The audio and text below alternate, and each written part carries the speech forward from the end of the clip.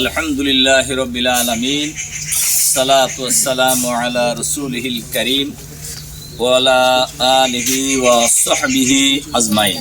Bangladesh Jamaat Islami metro দক্ষিণ থানার উদ্যোগে আয়োজিত আজকের এই ঈদ সামগ্রী বিতরণ অনুষ্ঠানের প্রিয় সভাপতি, ইসলামী ছাত্র শিবিরের সাবেক কেন্দ্রীয় সভাপতি, এই থানার সম্মানিত আমির, আমাদের সকলের প্রিয় ভাই জনাব সালাউদ্দিন আইয়ুবী, আজকের এই ঈদ সামগ্রী বিতরণ অনুষ্ঠানের সম্মানিত বিশেষ অতিথি, বাংলাদেশ জামাত ইসলামীর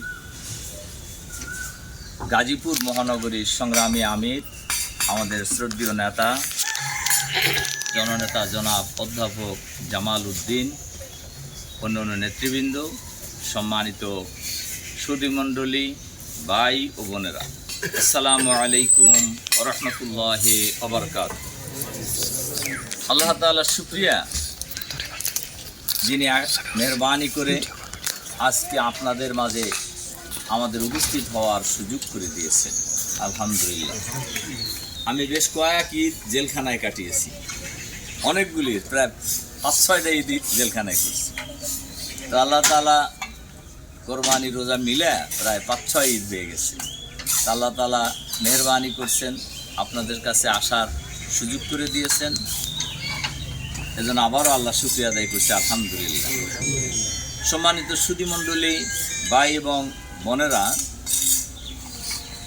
রাসূল সাল্লাল্লাহু আলাইহি সাল্লাম বলছেন, ইরহামু তুরহামু, মানুষের প্রতি রহম করো, তোমার প্রতি রহম করা হবে। ইরহামুন নাস ইয়ারহামুকুমুল্লাহ, তোমরা মানুষের প্রতি দয়া দেখাও, আল্লাহ তোমাদের প্রতি দয়া দেখাবে। এটা একজন মানুষের পরস্পরের বৈশিষ্ট্য, একে অপরের পাশে দাঁড়ানো, একে অপরের সুবিধা অসুবিধায় তার পাশে থাকা এবং তাকে প্রয়োজনীয় সহযোগিতা করা। এবং এই দৃষ্টিভঙ্গি থেকেই জামাত ইসলামী সব সময়, সকল অকেশনে, সকল ইস্যুতেই মানুষের পাশে দাঁড়ানোর জন্য জামাত কর্মীরা, জামাত নেতারা চেষ্টা করে যাচ্ছেন সারা দেশে। তেমনিভাবে ঈদের সময়ও আমরা সারা দেশেই সকলে মিলে যাতে স্বাচ্ছন্দ্যভাবে, সচ্ছলতার সাথে, আনন্দের সাথে ঈদ উদযাপন করা যায়, সেই লক্ষ্যকে সামনে রেখেই জামাতের ভাই এবং বোনেরা যে যেখানে যতটুকু সামর্থ্য আছে, এই সামর্থ্য নিয়েই কিন্তু আপনাদের মতো লোকদের পাশে দাঁড়ানোর জন্য আমরা চেষ্টা করে যাচ্ছি। আলহামদুলিল্লাহ। সেই চেষ্টা, সেই প্রয়োজন, আপনাদের প্রয়োজনের তুলনায় আমাদের সহযোগিতা হয়তো খুবই কম হবে, কিন্তু এর পরেও আমাদের সামর্থ্য অনুযায়ী আমরা সবসময় জামাত মানুষের পাশে থাকার জন্য, দেশের ভাই বোনদের পাশে থাকার জন্য জামাত সবসময় চেষ্টা করে যাচ্ছে। সম্মানিত সুধীমণ্ডলী, ভাই এবং বোনেরা, আমাদের মহানগরীর আমির বলছেন যে আসলে এই কাজটা করার দরকার ছিল দেশের সরকারের। একজন মানুষের মৌলিক অধিকার খাদ্য, বস্ত্র, চিকিৎসা, বাসস্থান, এই প্রয়োজন পূরণ করা, এটা সরকারের দায়িত্ব। কিন্তু সেই দায়িত্ব সরকার পালন করছে না। এবং এই দেশে যদি কোনো সময় ইসলামী সমাজ হয়ে যায়, ইসলামী রাষ্ট্র ব্যবস্থা চালু হয়, কোরআন সুন্নাহর আইন এই দেশে চালু হয়, তখন সরকারের দায়িত্ব হলো সকল মানুষের এই মৌলিক 5টা অধিকার নিশ্চিত করা। জামাত ইসলামী বাংলাদেশে সেই চেষ্টাই করে যাচ্ছে।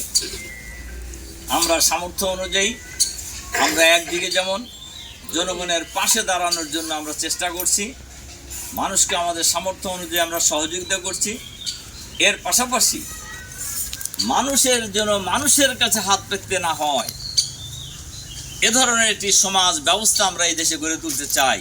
যে সমাজ, যে দেশ যে রাষ্ট্র মানুষের মৌলিক সমস্যার সমাধান করার জন্য মানুষের ঘরে ঘরে যা পুষবে ইনশাআল্লাহ, সেই সমাজ ব্যবস্থা হবে ইসলামী সমাজ ব্যবস্থা। যে সমাজ ব্যবস্থা মুহাম্মদুর রাসূলুল্লাহ সাল্লাল্লাহু আলাইহি সাল্লাম প্রতিষ্ঠা করেছিলেন, যে সমাজ ব্যবস্থা পরিচালনা করেছিলেন খোলাফায়ে রাশিদিন হযরত আবু বকর, ওমর, ওসমান, আলী।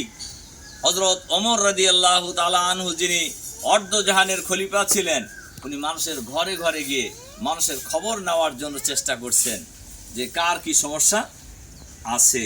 এটা সরকারের দায়িত্ব, সরকার প্রধানের দায়িত্ব, সরকারের প্রতিনিধিদের দায়িত্ব, কিন্তু সেই দায়িত্ব পালনে বর্তমান সরকার 100% ব্যর্থ হয়েছে।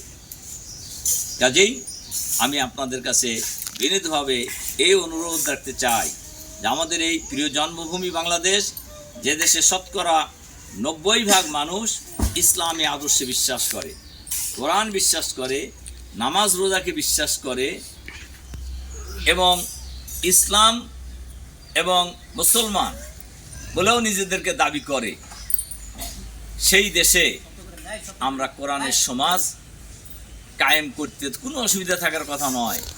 অসুবিধা হচ্ছে কেন? অসুবিধা কারণেই হচ্ছে কায়েমি স্বার্থবাদী গোষ্ঠী, যারা ইসলামের দুশমন, ইসলাম বিরোধী, তারা এই কাজটাতে বাধাগ্রস্ত করছে।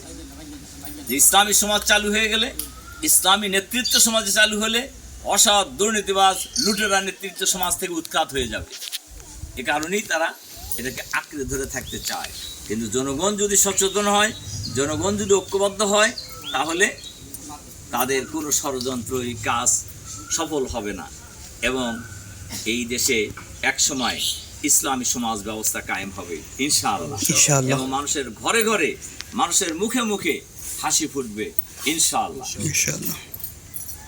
আমরা সেই প্রত্যাশা রাখি এবং সেই আহ্বান জানিয়ে আপনাদের প্রতি আবারও সহযোগিতা কামনা করে দোয়া চেয়ে জামাতের জন্য আপনারা দোয়া করবেন, আমিরে জামাত সহ নেতৃবৃন্দের জন্য আপনারা দোয়া করবেন, যাতে করে জামাত যে সংগ্রাম চালিয়ে যাচ্ছে এই দেশে কোরআনের সমাজ কায়েম করার জন্য, মানুষের মুখে হাসি ফোটানোর জন্য, এই কাজটা যেন জামাত ঐক্যবদ্ধভাবে চালিয়ে যেতে পারে, সেই তৌফিক কামনা করে মহান আল্লাহ তাআলার প্রতি আবারও কৃতজ্ঞতা জানিয়ে, আপনাদের প্রতি আবারও কৃতজ্ঞতা জানিয়ে, ধন্যবাদ জানিয়ে আমার কথাকে শেষ করছি।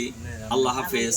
আসসালামু আলাইকুম ওয়া রাহমাতুল্লাহি ওয়া বারাকাতুহু।